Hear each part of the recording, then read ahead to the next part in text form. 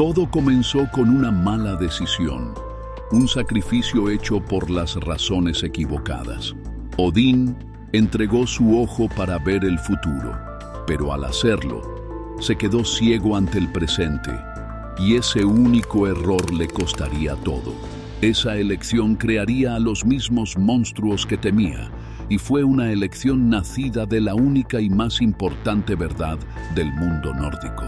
Los dioses no eran inmortales, podían morir, y una terrible profecía, el Ragnarok, era la sombra que acechaba sus salones dorados. A la cabeza de este panteón condenado se encontraba Odín, no un rey de comodidades, sino un errante, un buscador, un dios obsesionado con una única pregunta: ¿cómo desafías al destino? Ansiaba el conocimiento no por el conocimiento en sí mismo, sino como un arma, un escudo contra la oscuridad que se avecinaba. ¿Pero fue un escudo? ¿O fue el mismo martillo que destrozó su mundo? Las sagas cuentan una historia de una gran guerra contra gigantes y monstruos. Pero si miras más de cerca, si descifras las ruinas talladas en el hueso de la historia, encontrarás una verdad diferente. Esta no fue una guerra contra el destino. Esta fue la historia de cómo el miedo de un dios forjó las llaves de su propio olvido. Para entender cómo todo salió mal, debes situarte junto a Odín en la raíz del árbol del mundo, Yggdrasil. Ante ti está el pozo de Mimir, el pozo de la sabiduría, y su guardián no entregará sus secretos gratuitamente. El precio por un único trago, por un único vistazo al tapiz de lo que está por venir, es un ojo. Imagina que eres el padre de todo. Tomas la decisión. Entregas una parte de tu propio cuerpo, tu vista física, por un atisbo de la verdad cósmica. El dolor es cegador, pero entonces llega la visión. Lo ves todo. Ves al lobo, Fenrir, con sus fauces lo suficientemente anchas como para tragarse el mundo. Ves a la serpiente, Jormungandr, emergiendo del mar para envenenar el cielo. Ves a tus propios hijos caer. Te ves a ti mismo luchando en una desesperada batalla final y perdiendo. El conocimiento es tuyo, pero el precio fue más que solo un ojo. El precio fue la paz. El precio fue la confianza. A partir de ese momento, Odín ya no era solo un rey. Era un guardián que vigilaba desesperadamente un futuro que había visto, pero que no podía aceptar. La visión no le dio poder. Lo encadenó con paranoia, y esa paranoia comenzó a cuajar, a enconarse. Encontró su foco no en gigantes lejanos o fuerzas cósmicas, sino en los hijos de un único dios problemático, el embaucador Loki. Los Aesir le habían susurrado a Odín que la descendencia de Loki provocaría la perdición de los dioses. Y en la mente de Odín, presa del miedo, la profecía no era una advertencia, era un veredicto. No veía niños, sino armas apuntando a su corazón. Así que actuó, no con la sabiduría por la que había pagado tan caro, sino con la certeza brutal de un tirano. Este es el punto de inflexión. Aquí es donde se descorre el velo. Los hijos de Loki aún no eran los monstruos de la profecía.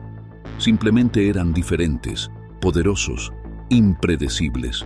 Fue el miedo de Odín lo que les daría sus coronas monstruosas y sus razones para la venganza. Primero estaba la gran serpiente, Jormungandr. Odín capturó a la criatura cuando aún era joven, poco más que una serpiente. No la mató.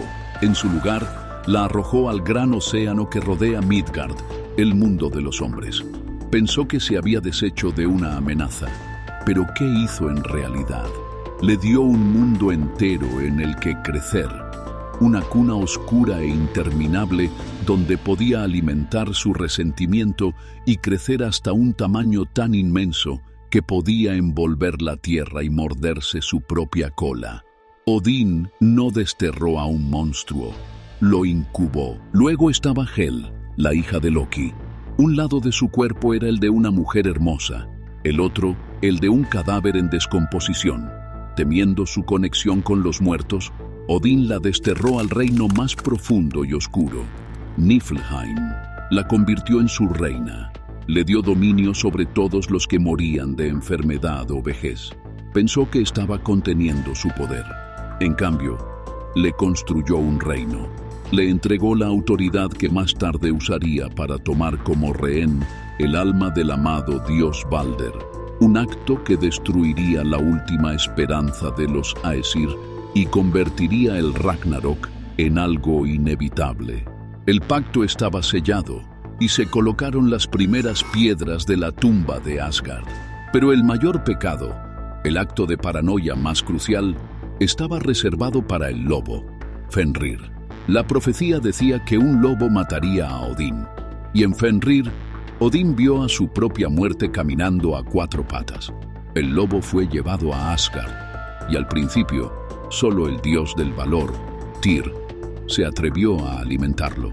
Pero a medida que Fenrir crecía a un ritmo imposible, el miedo de Odín crecía con él. Decidió que el lobo debía ser atado. 2 veces, los dioses intentaron encadenar a Fenrir con poderosos grilletes, y 2 veces, el lobo los destrozó con facilidad. No eran solo cadenas de metal, eran cadenas de orgullo. Los dioses lo presentaron como un juego, una prueba de la legendaria fuerza de Fenrir. El lobo, orgulloso y confiado, le siguió el juego. Pero Odín sabía que ninguna cadena terrenal podría retenerlo. Encargó a los enanos que forjaran una cinta imposible, Gleipnir. Estaba hecha de los 6 ingredientes míticos: el sonido de la pisada de un gato, la barba de una mujer, las raíces de una montaña, los tendones de un oso, el aliento de un pez y la saliva de un pájaro. Era tan suave como la seda, pero más fuerte que cualquier hierro. Cuando los dioses le presentaron esta cinta a Fenrir, el lobo no era tonto. Sintió el engaño. Vio el miedo en sus ojos. Solo permitiría que lo ataran si uno de los dioses ponía su mano en sus fauces como prenda de buena fe. Un silencio se apoderó de los dioses. El gran Thor, asesino de gigantes, desvió la mirada. El poderoso Heimdall, guardián del Bifrost, guardó silencio.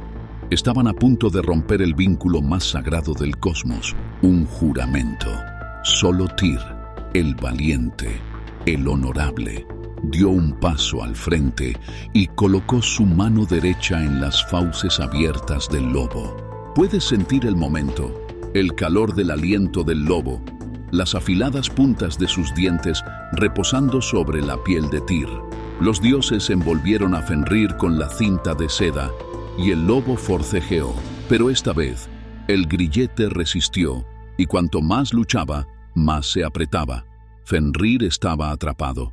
Miró a los dioses y en sus ojos no vio rivales honorables, vio mentirosos, vio miedo, vio traición y ellos rieron. Se rieron de su captura, todos excepto uno, todos excepto Tyr, que permaneció en silencio mientras el lobo, en un último y agónico acto de justicia, cerró sus fauces de golpe. El silencio que siguió fue más pesado que cualquier montaña. En ese momento, todo cambió. Con ese único acto de traición, Odín no había evitado una profecía, la había armado. Había tomado a una criatura poderosa y le había dado una razón para un odio cósmico que acabaría con el mundo. Le enseñó a Fenrir que las palabras de los dioses no valían nada, que su honor era una mentira. Creó al mismo monstruo que temía, una bestia impulsada ahora no por el instinto, sino por el recuerdo de una promesa rota y el sabor de la sangre de un dios. ¿Por qué Odín, el más sabio de los dioses, hizo esto? ¿Por qué recorrió paso a paso el mismo camino que intentaba evitar? Porque cometió el máximo acto de arrogancia.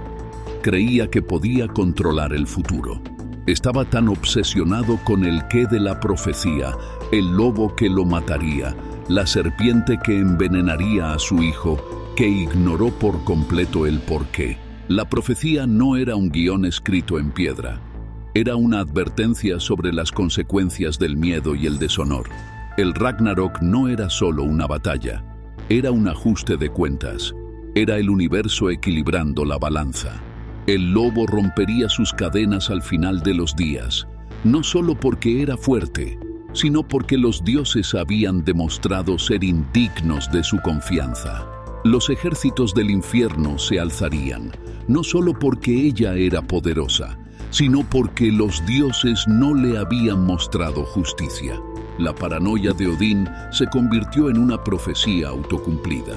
Cada medida que tomó para asegurar el futuro de Asgard fue un clavo en su ataúd. Sacrificó su ojo por una verdad que no podía soportar entender. Cambió sabiduría por información, y al hacerlo, perdió la capacidad de distinguirlas. Vio el capítulo final de su historia y pasó toda su vida escribiendo las terribles páginas que condujeron a él.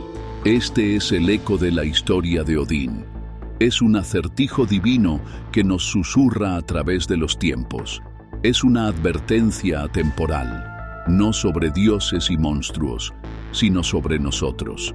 Advierte que el futuro que tememos es un futuro que muy probablemente crearemos, que en nuestra frenética búsqueda de seguridad podemos sembrar las semillas de nuestra propia destrucción, rompiendo los mismos lazos de confianza y honor que verdaderamente nos mantienen a salvo. La tragedia de Odín es la del líder, el padre, la persona tan aterrorizada por una posible tormenta que derriba su propia casa, tabla por tabla, solo para estar seguro. Miró al abismo, y el abismo le dio un plano, y él lo siguió hasta el final.